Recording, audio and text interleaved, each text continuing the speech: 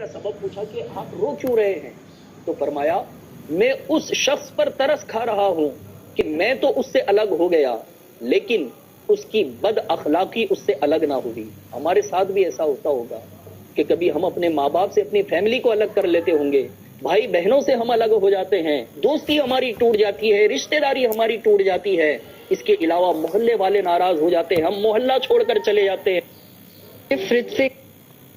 लेकिन अफसोस कि बद अखलाकी हमसे छूट नहीं पाती।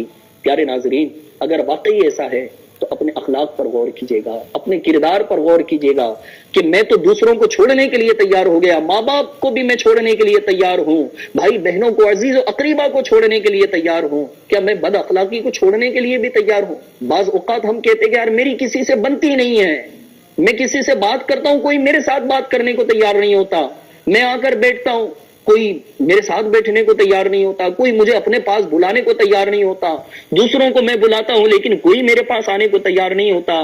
गौर तो करें कि मेरे अखलाक तो कहीं बुरे नहीं है, मुझे मुस्कुराना नहीं आता, मुझे अच्छी गुफ्तगू करना नहीं आता, जब भी मैं बात करता हूं डरा कर बात करता हूं, जब भी मैं बात करता हूं सामने वाले को नीचा गिरा करके बात करता हूं, जब भी मैं किसी को कुछ बोलता हूं तो उसकी बेइज्जती करता हूं, जब भी मैं किसी को कुछ बोलता हूं तो उसका मजाक उड़ाता हूं, कभी उसके बच्चे का मजाक, कभी उसके माल का मजाक, कभी उसकी दुकान का मजाक, कभी उसके घर वालों का, उसके खानदान का मजाक उड़ा रहा होता हूं। तो अब बताइए कि ऐसे शख्स के पास कौन आएगा और जाएगा, कौन उससे मोहब्बत करेगा? और फिर हम कहे कि भाई मेरी तो किसी से बनती ही नहीं है। तो ऐसा नहीं होना चाहिए। आइए एक बड़ी प्यारी हदीस पाक आपको सुनाऊं कि अगर हम चाहते हैं कि अल्लाह तबारक व तआला दुनिया व आखिरत में हमें भलाइयां नसीब करे, तो प्यारे नाजरीन हमें क्या करना चाहिए, किन बातों पर अमल करना चाहिए? तो आइए एक हदीस पाक सुनने की सआदत हासिल करते हैं।